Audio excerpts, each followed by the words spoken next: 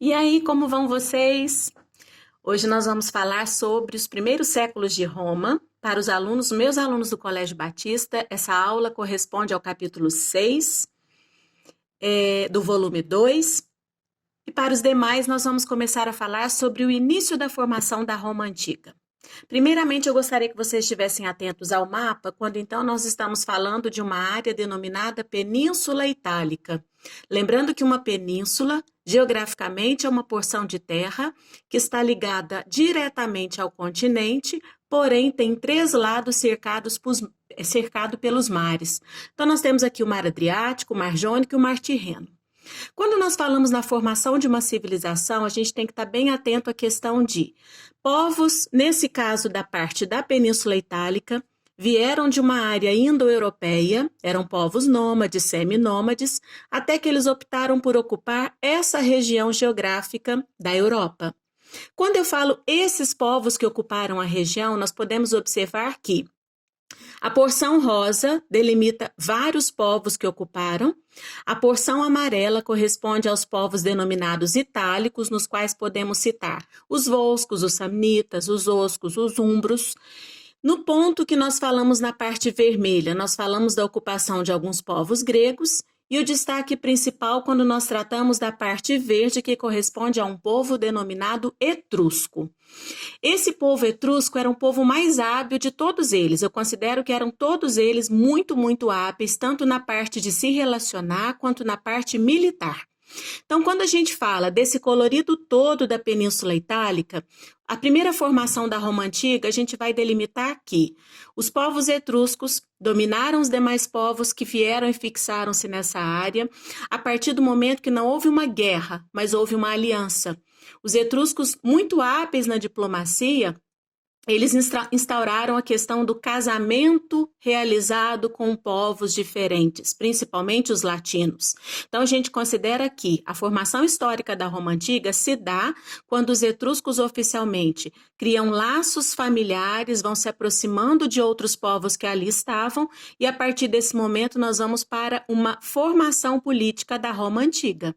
Lembrando que nós temos da formação mitológica também, né? Quando a gente trata da questão dos irmãos Rômulo e Remo, descendente dos etruscos, que acabaram sendo amamentados por uma loba, e na fase adulta, pela posse do poder, nós vamos ter Rômulo acabando matando Rômulo. Nós vamos ter Rômulo e Remo discutindo, e aí nós vamos ver que Rômulo mata Remo e se torna o primeiro rei romano. Quando nós falamos nessa formação, então toda a parte política da Roma Antiga ela é mista, ela é aculturada, porém prevalecendo um domínio dos etruscos, que vão inicialmente formar um governo de monarquia. Então nós vamos identificar uma fundação de cidades-estado inicialmente, quando então os etruscos vão criar esses laços familiares com outros povos, eles fundam aproximadamente 12 cidades-estado. Lembrar que uma cidade-estado é uma cidade autônoma, uma cidade independente, com seus próprios poderes.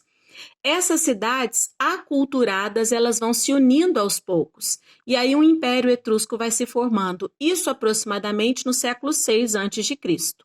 Como eu disse a vocês que os etruscos eram muito hábeis na diplomacia, muito hábeis na parte militar, os etruscos aos poucos vão dominando todos os povos que ali estão e vão conseguir fundar a cidade de Roma. Oficialmente, o Rômulo será o primeiro rei de Roma, um descendente etrusco. E a partir desse momento, numa linha de evolução política de cidades-estado, vai nascer a monarquia romana de descendência etrusca, nos quais nós tivemos 7 reis etruscos, sendo o primeiro rei Rômulo e o último rei Tarquínio. Para entender um pouquinho nessa evolução, é quando a gente sai da fase de monarquia, Roma vai entrar numa fase denominada república, e da república entra no Império Romano. Tá? Então, nós temos essas 3 divisões políticas para falar do governo romano.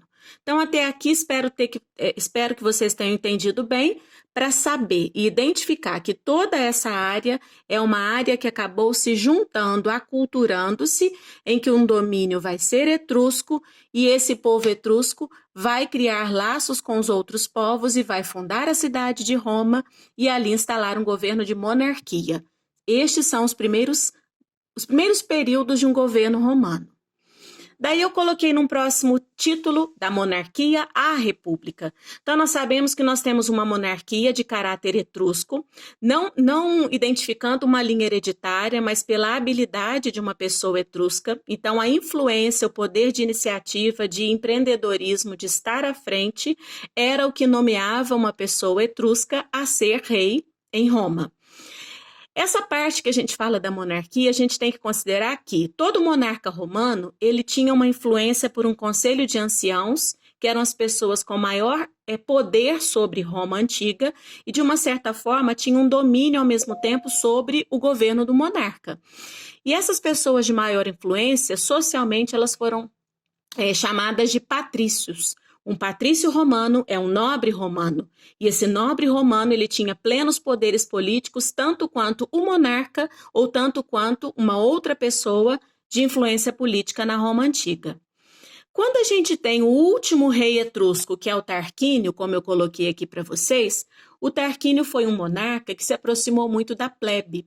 Quando eu falo da plebe, a gente está falando da sociedade base da Roma antiga, ou seja, nessa plebe nós temos o povo, aqueles que trabalham, aqueles que pagam impostos, aqueles que são pequenos comerciantes e camponeses. E quando o Tarquínio definiu que o governo dele seria um governo próximo dos plebeus, ele vai comprar uma briga feia. E essa briga feia ele compra com os patrícios, que não admitem essa proximidade, acreditando que possam perder poder, porque o Tarquínio previa-se que ele instalaria um governo popular. Para não acontecer isso, os patrícios se reuniram no Senado romano e eles acabaram num conselho de anciãos definindo por depor, por obrigar Tarquínio a se afastar do cargo de monarca romano. E assim foi. Quando isso acontece, oficialmente os patrícios tomam o poder da monarquia e eles vão implantar uma república, que automaticamente deveria ser uma república, ou seja, um governo do povo, mas não foi. Acabou sendo um governo comandado pelos patrícios e pelo então Senado romano. Nesse Senado romano, que nós temos um comando dos patrícios, vai haver uma repartição de poderes. Nessa repartição de poderes, os senadores, os patrícios, eles vão criar um governo dividido em várias funções, em que nessas funções vão haver cônsules para comandar a Roma antiga. Portanto, dentro da república, quem comanda são os patrícios. Patrícios estes que estão dentro de um senado. Senado este que vai se dividir em vários poderes a partir de um comando de cônsules. Cônsul significa um governante em tempo de paz. Porém, haverá uma parte do Senado em que nós vamos ter uma divisão para se preparar como segurança com possíveis invasões ou reações dos plebeus. Então, até aqui entender que, na parte 1 dessa aula, eu entro numa monarquia a partir dos etruscos. Eu saio de uma monarquia a partir de um rei etrusco chamado Tarquínio, que vai se aproximar dos plebeus e vai gerar um contraponto em relação ao pensamento dos patrícios que não querem esse governo popular. Esses patrícios, então, reagem, depõem o Tarquínio e implantam um governo republicano na Roma antiga.